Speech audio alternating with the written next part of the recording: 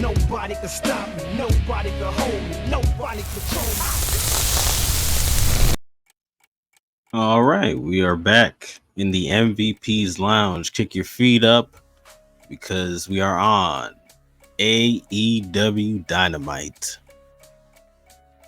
We are on the road to Forbidden Door. Swerve Strickland starts to show out. Yeah, I swerve when I drive. Yeah, I swerve when I drive. I'm gonna get a Swerve clip in here at some point, but Swerve pulls up, pretty much saying, "Hey, Mr. Ospreay, I told you 10 years ago, once you get that killer instinct in you, you'll be unstoppable." And he points out his prior matches where he had that killer instinct.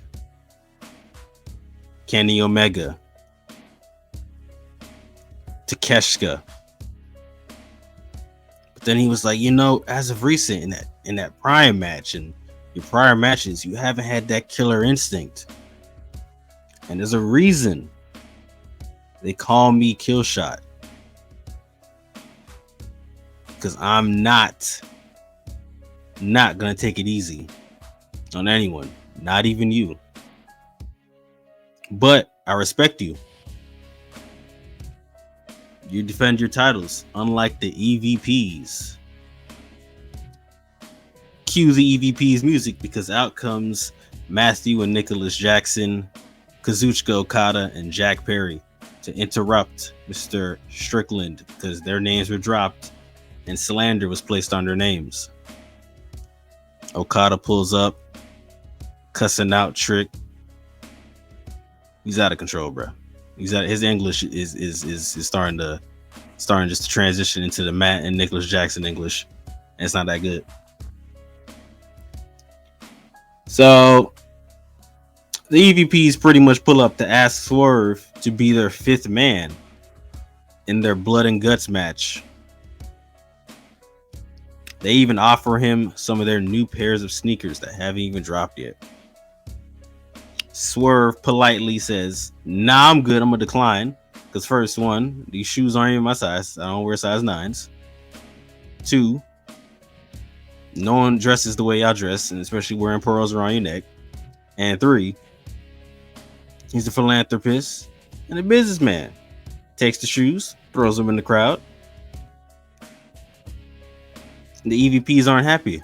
And they say, you know what? There might be a mosquito on you right now. Because it's about to get hit with the injury bug, like everybody else that they've injured. And they're about to jump Strickland. But out comes the Acclaimed to pull up for the assist. But before they could even brawl, Christopher Daniels pulls up and says, hey, there will be no brawling because we got a whole match that we got to start right now. Another qualifier for the TNT ladder match. Jack Perry, you stay out here because your match starts right now. It's going to be Jack Perry versus Dustin Rhodes, the Natural. So we get into the match, and after everyone gets set to the back, Jack Perry, literally at the start of this match, tries to power drive Dustin Rhodes onto the concrete, but he gets reversed. Dustin then gets busted open. He's bleeding everywhere on some Cody when he used to be in AEW. Dustin tries to fight back during this match, but it just doesn't work.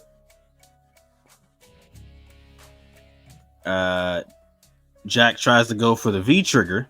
He misses. Gets reversed. Dustin hits him with the crossroads. Jack kicks out. Dustin went head first off the exposed turnbuckle post. And then he gets DDT'd onto the concrete. He then beats the 10 count. Gets back in the ring.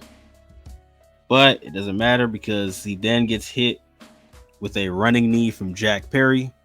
Jack Perry advances to the ladder match along with Takeshita and Mark Briscoe. Next up, Roosh faces some dude, and he jobs this dude out. That's all you're going to get from that statement. Roosh faces some dude, and he jobs the dude out. That's all you need from that. He was then going to kill said dude after the match, but then out comes MJF, and they brawl, some more, and then they brawl a little bit more again. Then they brawl towards the backstage. Then they had to get broken up, and the match has been booked. Literally immediately after that brawl, like they just show you a whole title card of Roosh versus MJF next week. So, shouts out to them, I guess. We get a 6-man tag between Takeshita, Trent Beretta, and Kyle Fletcher against Orange Cassidy, Kyle O'Reilly, and Mark Briscoe. Now, Mark Briscoe, before this match, cut a insane promo. And by insane, I mean not like good. Insane as in like just insane. Like he sounded insane throughout that entire thing. Like my guy was off the beam during that promo. But when we get to this match, though, the faces are already in the ring. They don't even get an entrance, which is very weird. Now, maybe it's because I caught the recap, or not recap, but I caught the rewatch online. But the faces were already in the ring. So y'all let me know if the faces actually got an entrance or not.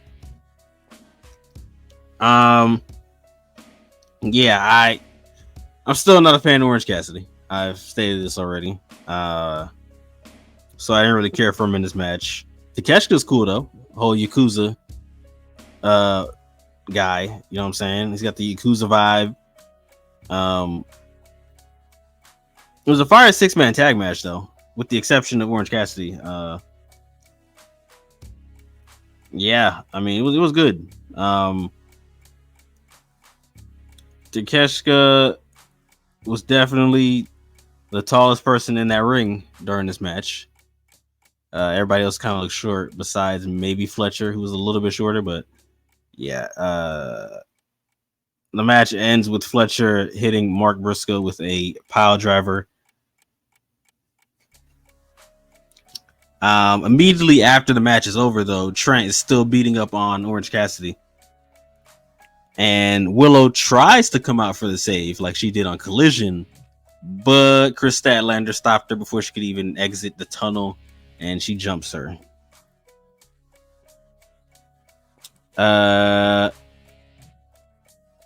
We get the match between Joe and Hook against the Premier Athletes. Well, before Joe and Hook come out, we get a backstage look at them before they even get to their entrance, of them having a conversation. And Joe's like, "Hey, so now I know why your dad wore orange, and it's because of New York and this and that." It's like, bro, these two have like hilarious buddy cop conversations. As I pointed out, like it's my two favorite tandem right now, Hook and Joe, and they just pull up while Aria Daivari and Tony Nese are doing their entrance and pull up on them. Their chemistry's great, the tag team's great, and pretty much they end up like jobbing these dudes out because Hook handles them for majority of the match, and then Joe chokes out one of them while Hook's choking out the other, and then Shibata, who was also out there, chokes out Smart Mark Sterling. So like everybody's just choked out in the ring, and all three of them just like stand tall. So like that's probably like one of the best parts of the show.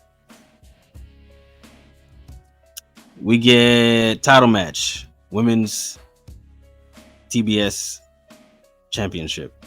The CEO, Mercedes Moné, versus Zeuxis, I think is the name, Zeuxis, CMLL wrestler. I mean, like, she did well against her. I just know she's not winning, so I didn't really care for the match. Like, but she did well. I just know she's not being Mercedes. Like, it's just not happening. She did well though. Shouts out to her. They promote the match between Mercedes and what's the other girl's name? Stephanie or something like that. Something of that sort. Is it Stephanie? I can't remember. But they promote the match between her and Stephanie at the Forbidden Door gimmick. We get to the learning tree. Oh my lord. That's why I got this up on the screen. This man Jericho said, and I quote, you can see it right there, like word for word, bar for bar, like Owen Hart taught me how to climb the top rope. Yo, that was hilarious and insane at the same time, bro. This dude, that was probably the funniest thing Jericho's ever said in his entire career, bro. That was hilarious and crazy. Oh my lord, bro. So, my lord, that was hilarious. Oh man, Big Bill invites out Jericho and Brian Keith, and they pretty much bring out Private Party to try to put him under the learning tree and teach him. And Jericho points out, like, "Hey, you guys need to learn how to, climb the top rope correctly." And that's when you get the Owen Hart line. And while he's up there, they pretty much drop him and attack Keith and Big Cass. I'm not calling it Big Bill. It's nasty. And yeah, so it looks like we're getting a Private Party and Learning Tree feud. I doubt one of them are going to fight him for the belt singles wise. So I wonder who the third person will be in this group. Daniel Garcia jobs out Nick Camarado, and MJF and Will Ospreay both look on his match pretty much. Pac says he's entering the Owen Hart tournament. And then we get to the main event. Rey Fenix versus Will Ospreay for his international title. I think that's the name of it. Yeah. They got a bunch of belts, so I gotta make sure I get that correct.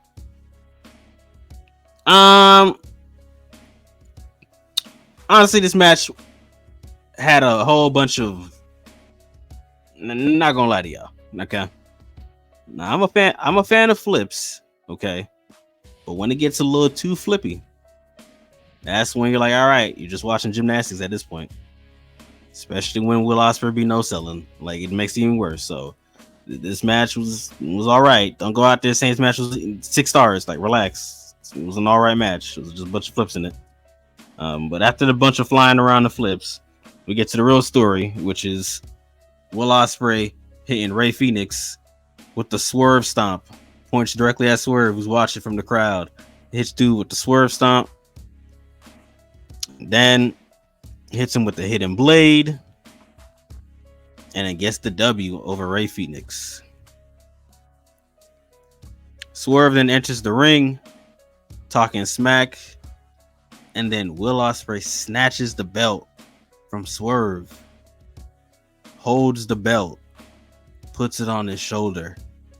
And like, he's like in his own world. He's like ignoring the crowd, ignoring Swerve. He's in his own world. Is this the future of what's to come? Will Ospreay become Billy Two Belts? Well, we're gonna have to find out when Forbidden Door comes around to us. But that was AEW Dynamite for you. Something light. Know what I'm saying? Something light. I will see y'all next time for Friday Night SmackDown. It's gonna be a lit night. Then after SmackDown, we're gonna be getting a double drop of Clash at the Castle and Collision. But till then, y'all rest easy. I'm gonna head to bed. Like, comment, subscribe, share it with your friends. The MVPs are out. Peace. You must be sleeping under a rock or something.